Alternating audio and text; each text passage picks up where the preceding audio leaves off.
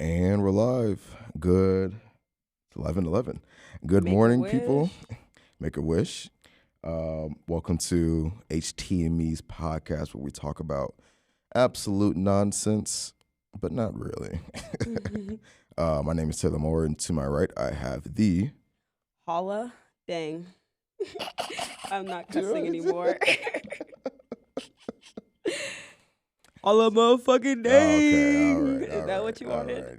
That's what I was looking for. I'm like, oh, okay. She's bland today. Yeah, but it is what it is. So we got some real nice topics today, right? Holla. Yeah, we might lose some of you. We might lose some of you. Might be too deep. Yeah. So if you sitting in your car walking and you trying to stay focused, well, we're gonna be jumping around a lot, unfortunately. But we are going to have you thinking. Every part of your brain cell is going to get put to work while we talk about consciousness. You're gonna want to get a notebook, piece of paper out, something, because we going to the nitty gritty. But before we get started, Taylor, how are you? I'm doing good, actually. Getting ready for my birthday. Got some things in the works. I ain't gonna say too much. I ain't gonna say too much. But kind of just planning that stuff, trying to get some responsible things situated out. Trying to be financially responsible too at the same time. So that's gonna be the balance. I'm like, what's worth investing and what is just what's that word? Something that you don't need, a waste of money. Yeah. Whatever that word is, trying to figure out the balance of that. But outside of that, should we worked out? I'm feeling good. Has a little bit of water. Might need a little bit of food, but that's all right. How about you, Ella? How's your day going? It's only 11 o'clock, so but I mean, I went to bar this morning. You biked. Bar was really good. Took my little siblings to school. Got ready for my day. It's a great day, I guess. I can't complain. Wait, what time did you end up taking them to school? At 7, we left the house at like 7:25. Oh, okay. Yeah. It's funny. I was thinking about when I asked you if we were trying to go to the gym. I was like, I don't know when they got to go to school, so I wasn't really thinking about it. Yeah, too much. It worked out perfectly. Okay. Honestly. Well, what do you have in your arsenal of conscious thoughts today, Harlow? All right, so to get the topic started, we're gonna go based off this book I just got done reading. It's called Notes on Complexity. Honestly, this is a really good book. It's a short read. But is it? Is it a short read? Yeah. Like, come on now. Easy stuff. Oh, okay. It even got, look, hold on. It even got some illustrations in there. You got a little cat. It got a cat. It got some ants in here. And here, let's start with this page right here. So basically, I picked this book because I go to Dog-Eared Books, and a lot of their staff read the books, and they'll leave their little reviews and like what they think. And I usually go to like the philosophy, history, like scientific area when I go there. I actually didn't know that. Yeah, they have like these little note cards and like they have like reviews, and it's all from like the staff. I think they have like 5 or 6 staff members. Okay. And one of their staff, he's really into philosophy too. So one of the ladies was like, here, I think you'd really like this book, because I told her what I was looking for. So she pointed me to this book. And normally I wouldn't even get a book like this just because I'm more into like the self-help type of philosophy. But I've been trying to step out of my reading ventures. And this one's more of like a scientific, but it has some philosophical theories in here, some anthropology, biology, like it pretty much math, physics, everything, because the book's overall theme is just how everything is connected. Like everything affects everything. And more specifically, it just goes into quantum theory, which is like just atoms, molecules, what's after them, how everything makes up everything. I don't know if I'm making sense. It does. But So yeah, he basically just goes and talks about like the different types of structures in our universe, and like there's different theories that people study, and like one of the main ones is like order, chaos, and complexity. So like order is stuff that we know, like organized systems, you know, how we Mm, operate as a society, things that have like structure and purpose for them, you know, they're intentionally okay. structured a certain way. Chaos is a lot of the natural phenomenon that goes on in the universe and even just in our daily lives. It's stuff that we can't control. It's just like random acting, you know, but that chaos also plays into the order of the world, you know, because a lot of the things that happen in the world is random by chance, but it Mm, ends up having a positive impact most of the time. mm, So that's order and chaos. And then complexity goes off into another realm, and it speaks basically about how everything's intertwined, and like in the depths of it all, everything complements something else. So like the reason for the order and chaos is to create the complex systems that we see in our day-to-day lives. mm. So with chaos, this picture right here, I'm going to try to show y'all.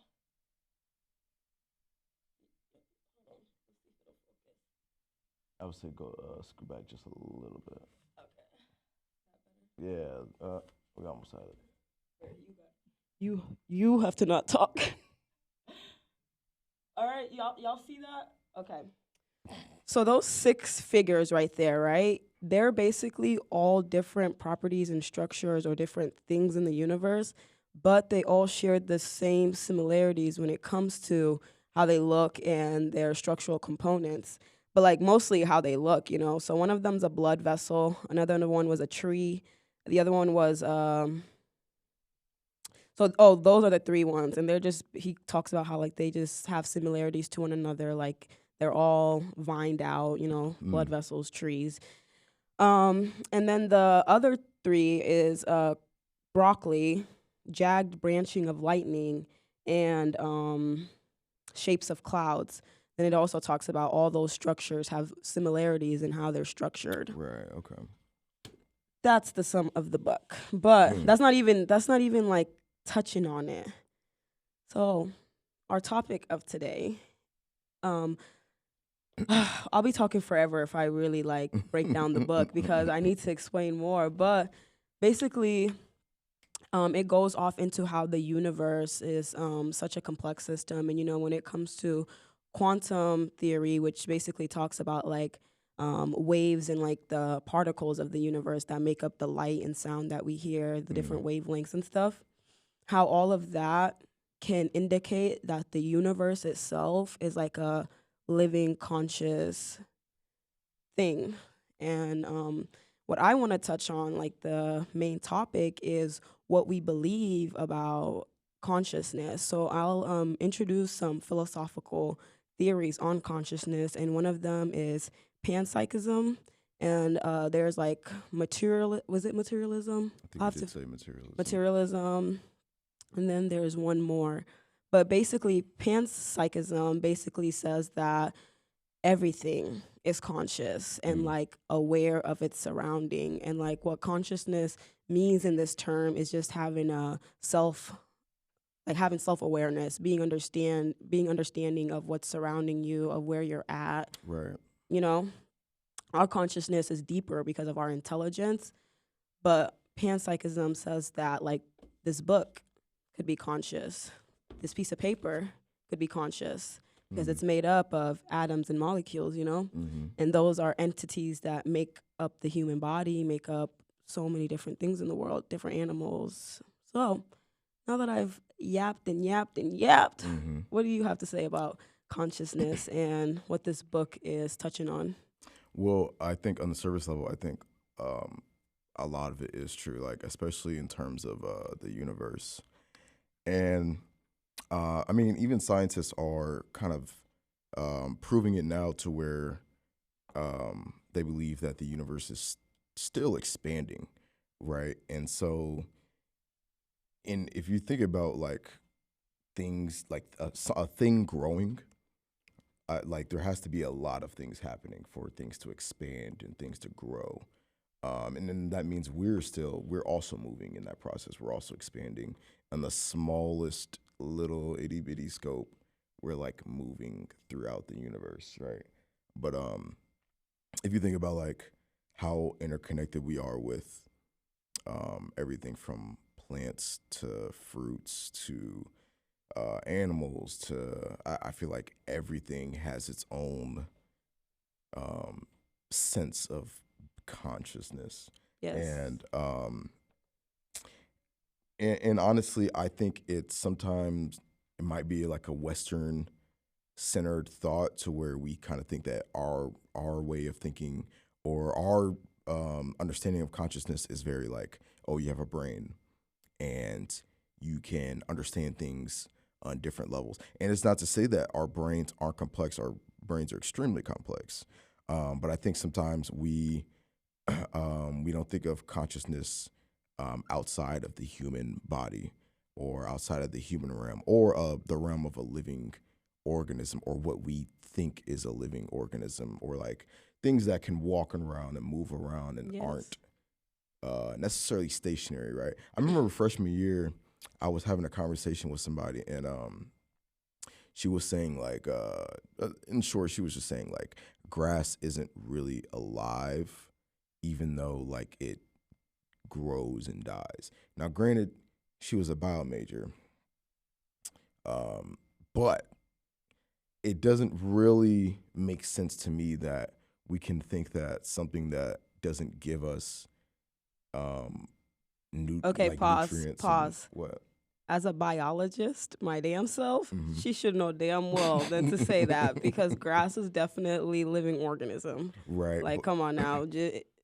Continue. I just had to come on. Grass is living.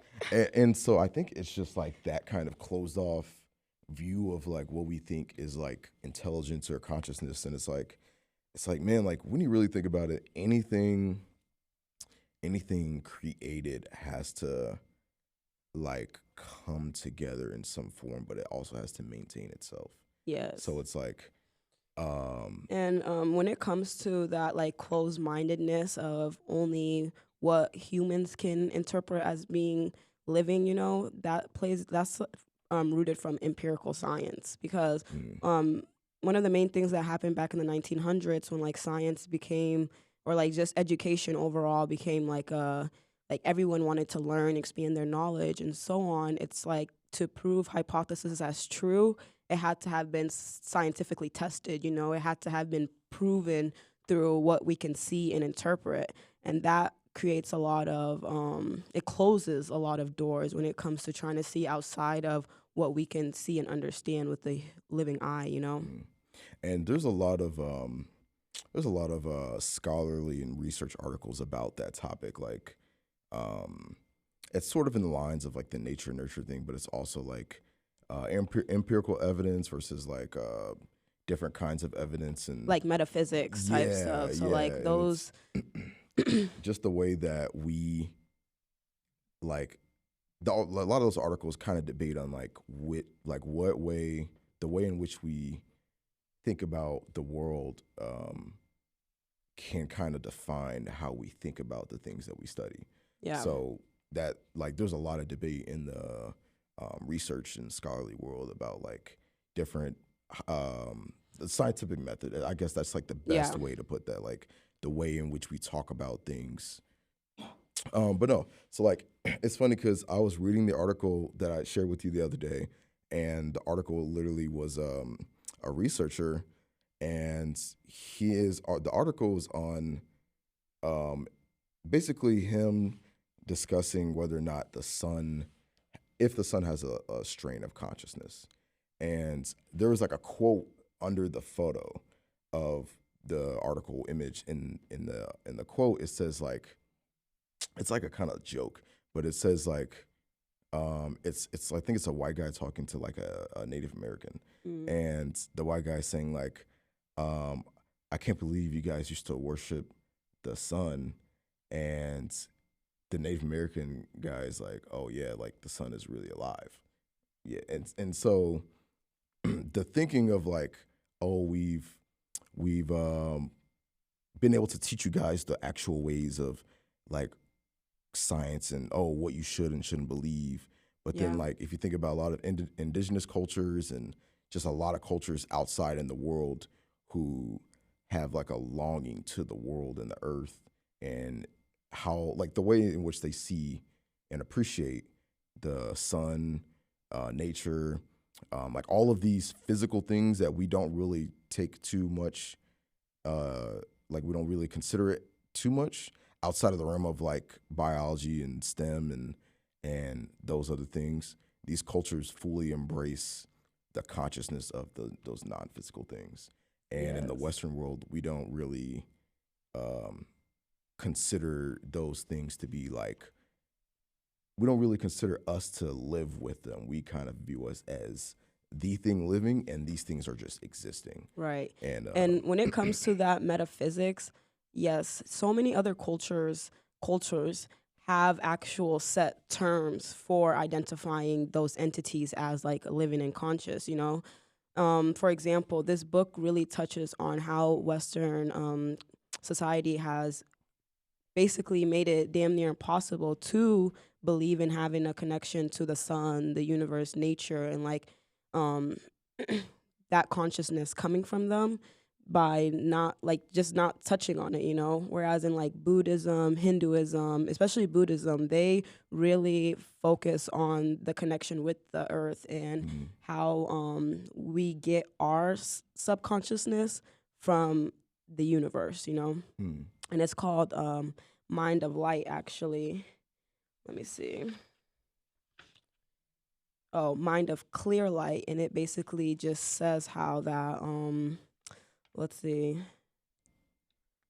like in their culture and tradition, their consciousness arises from the universe. So it's like, you know how we dim consciousness and subconsciousness, and then a lot of the time our subconsciousness is going without us even realizing it, and that's what leads to a lot of our conscious thoughts. Like when we are aware, they say that those subconscious thoughts come from a deeper realm, like, you know, from the universe. And in this book, they refer to like overall, the universe's overall consciousness as big C consciousness, and then our consciousness as little consciousness. And when you think about it, you know, we really don't know the origins of our thoughts and our intentions and like, you know, what really drives and makes us do the things that we do. Yeah, we can be like we're intelligently aware and stuff, but if you ever think about where those actual thoughts arise from, you know, you can get to thinking. And like a lot of other cultures think that deep, you know, they think beyond just what we see to day, and they question and ask how we can be interconnected or share a relationship with what they refer to as the divine.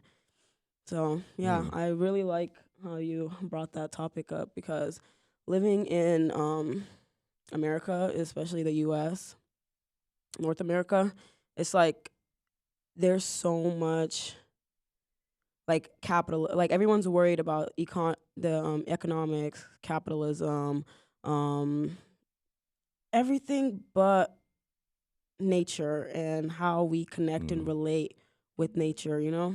Yeah, like you said, like the metaphysical aspect of things. And I feel like, I mean, it's all important, but I think there is like oftentimes, like even just a normal day-to-day conversation, like there's not really a lot of appreciation and attentiveness to like the living and breathing things that are around us, or just the appreciation of things around us. And I think that's like why I like the idea of consciousness, because it's like it forces, at least for me, it forces me to think about like, okay, like when I'm walking,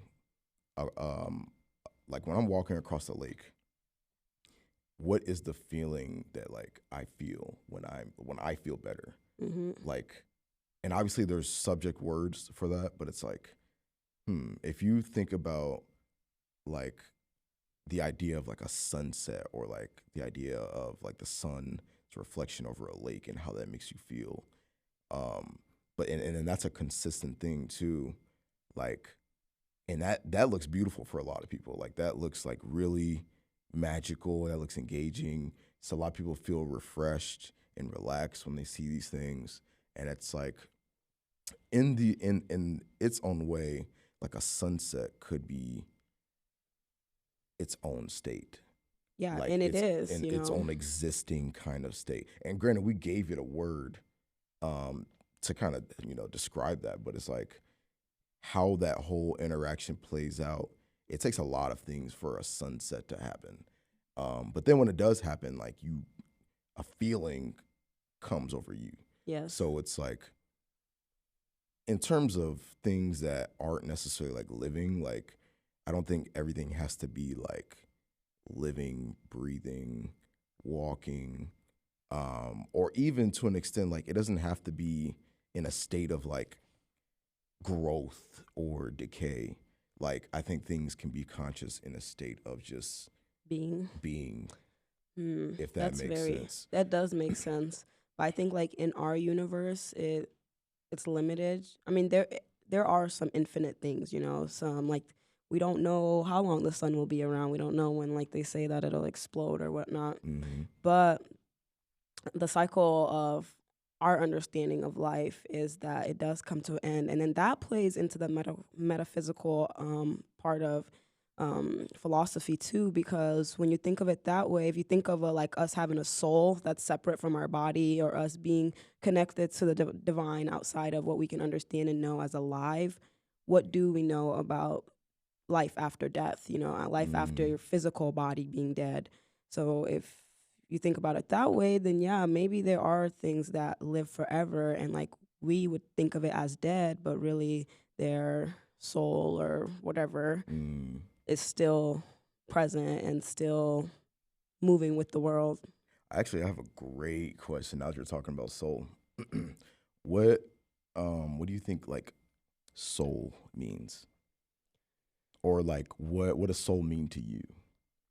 You know, I need to think about that because I've never really thought about that deeply. Like, based off what I've learned and like the religion aspect of a soul, you know, I could form opinions on that. But like, I would want to really think about that and formulate an answer that resonates with my current understandings and how I feel about life. You know, so I've had this conversation actually with a lot of if anybody from McNair, the McNair program is listening, shout out to y'all. But one of my research presentations kind of revolves around like some of the aspects of like soul, and like being African American, like we have kind of turned soul into something that we could physically see and embrace and endure.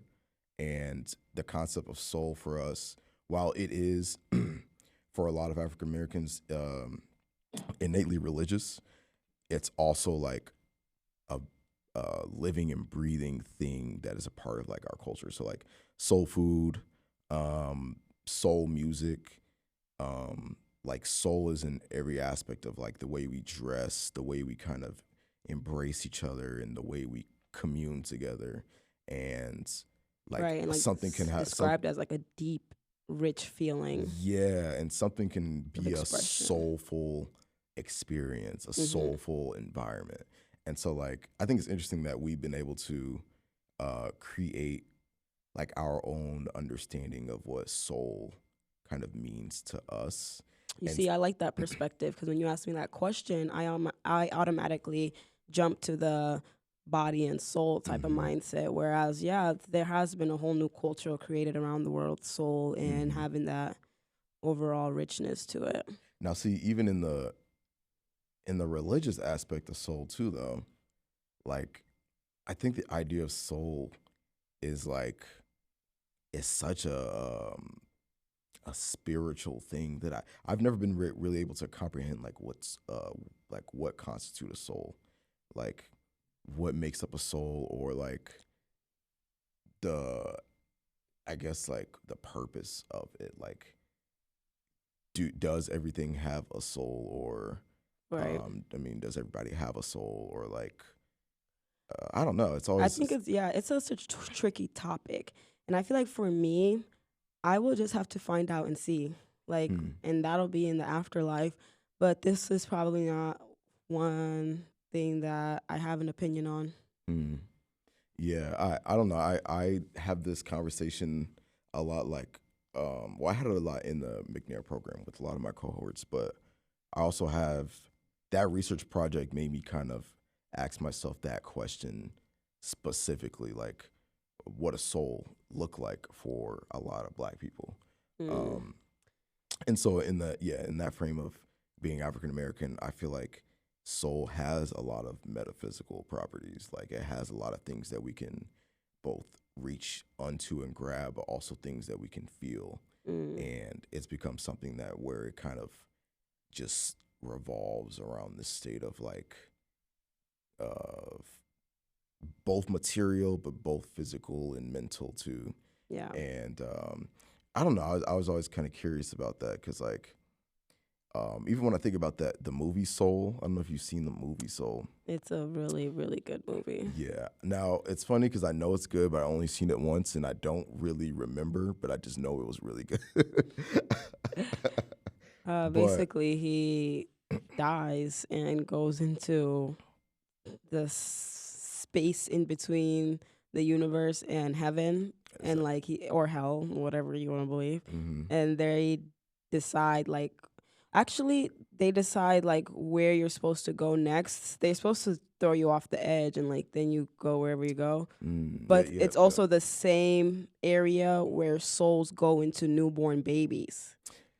Yeah. So he encounters like new souls that haven't been in the universe. Mm. But you know, that movie is really eye opening because what that movie describes basically is that our souls make who we are, you know?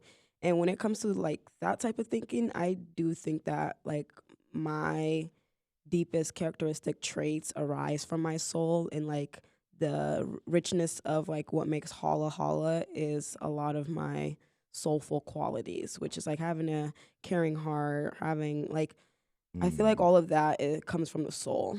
Okay. So if I do have to give an opinion on soul, it'd be that it makes a lot of us. Yeah. It kind of makes me think about like I guess some of the balance between like that understanding and then like obviously like genetics too. Like Oh yeah.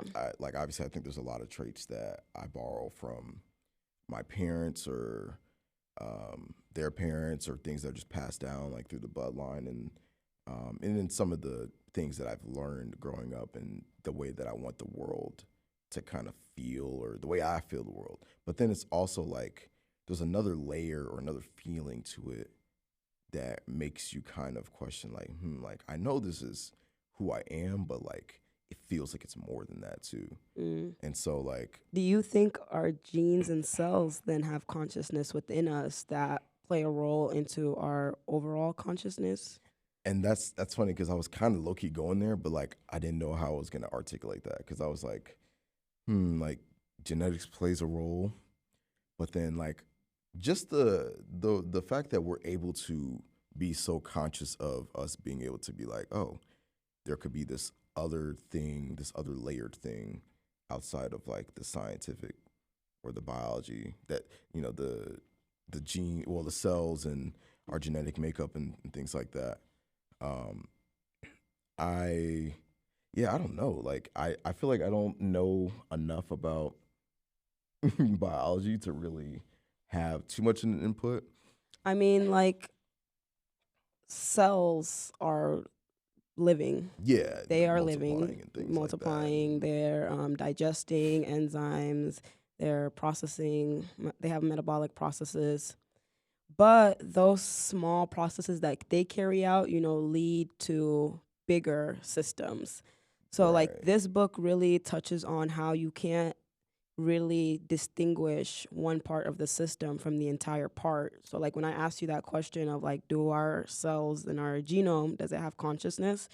Really, you can't answer that because, I mean, you could say yes, because I feel like in a sense our cells and stuff do have consciousness because they follow some type of order when it comes to creating a human, but they themselves have their own intentions and purpose. You know, like when it comes to cells doing what cells do, they're doing that for their purpose and their cause. You know, they're not thinking of how they're coming together to create tissue, and that tissue is coming together to create an organ. The organs are creating a system. Yeah, that's Or true. are they aware that their little first parts are a part of a bigger, wider system that they'll ever be able to comprehend. Yeah, that's crazy to kind of put in the words. Hmm. But like, and this book really talks about complementarity, and that's just how like everything complements one another, right? So like it's all building up, stacking up to create something larger than itself. And then that's when it's like, okay, so to the small parts, because we're the small part of the system being the universe, and we have consciousness of our being, and I say that we're small parts to a whole system because a lot of the day-to-day things we do benefit the earth in many ways, like a lot of our natural biological processes that benefit plants, like us breathing out carbon dioxide, them taking in carbon dioxide. Small little things like that means that we in some shape or form were created to only benefit the bigger system than us. So then that's when it starts talking about big C consciousness. So like did the universe itself create us so that, and like, for the people who Yeah. believe in religion and like God created us and all, that's okay. This conversation is in a little different street, but it does come back to religion. So it's just like when you think of it like that, did whatever create us have the intentions that we're going to play a part in a bigger role? Yeah, that's there's a lot of theory. There's a lot of theory in that. Theorism. I feel like the way I want to feel is that I think there is just a process for like everything, and then I think the fact that there's a process for everything means there's a consciousness Controlling all of this, right? either controlling or there's a consciousness within virtually everything. Because in order for us to get, like you said, to this point, I mean, I'd have to assume that there's other things out there that are capable of different realms of consciousness in the same way that we are, like that we're able to question ourselves and our identity. Like there has to be beings out there or living organisms that communicate in their own way, but they're still aware of the world around them, Right. and they're just on different planes of it, but it's like they're also still like there. So in the way that we're able to just like be able to take a step back, like, whoa, like where am I at? That has to be much of the rest of the universe as well.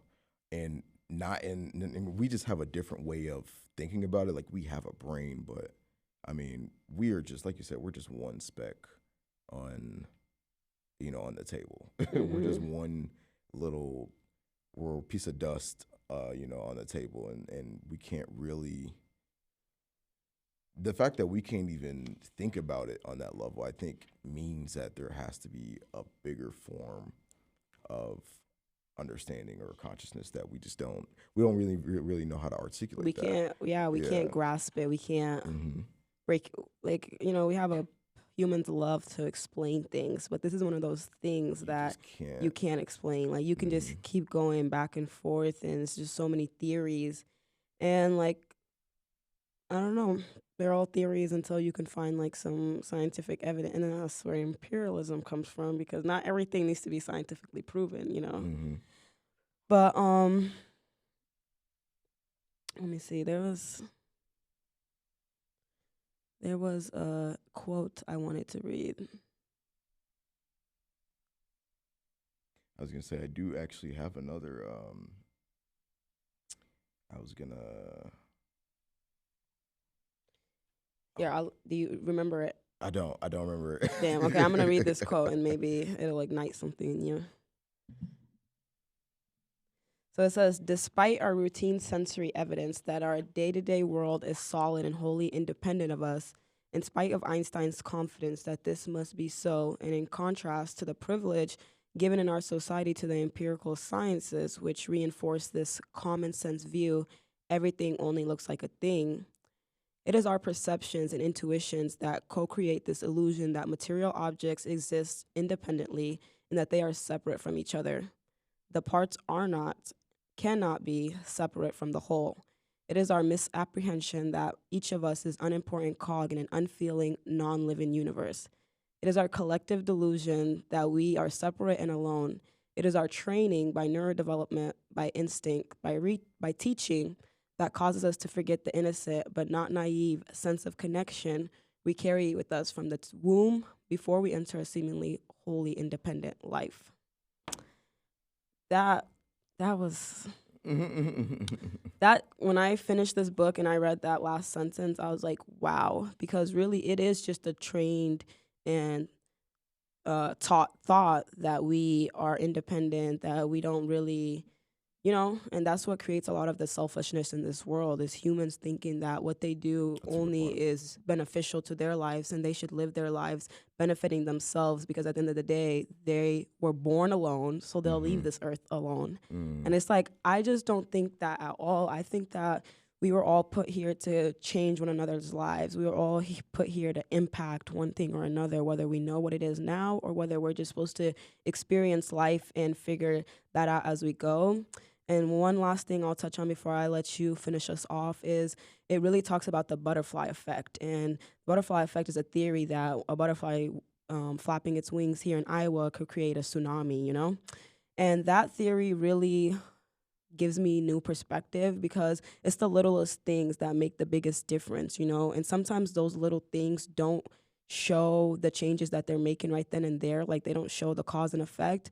But in some time that maybe we don't experience in our life, that little change or difference that we made impacts the whole universe in some shape or form.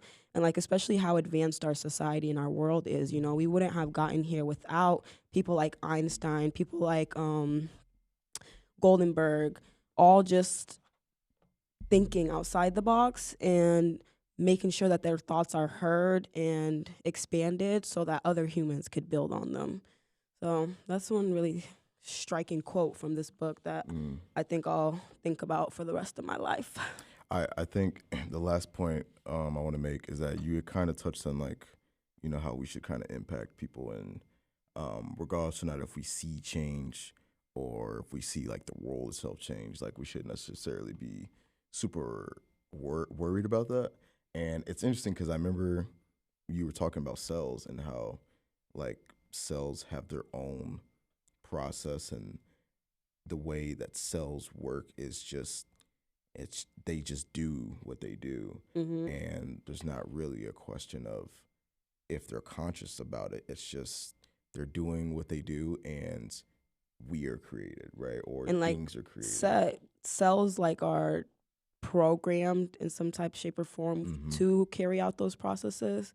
But continue. Yeah. And so that kind of just made me think about what you said earlier and like how like, because really if you think about it from, now like you go back to a cellular level and in terms of change in the world and like thinking about how we can impact the world and the things that we do, everything doesn't need to have like a solution or there doesn't need to be a 1 + 1 = 2 or it doesn't need to be if I do this, will this thing happen or will this person feel the effects of what I'm going to do, whether it's like positive or negative, or if you even see it in, your span of time or your space of time. And so like just in that kind of correlation, that's kind of like how I like to think about the world and how you should do good things. Cause it's like, well, if you always knew the change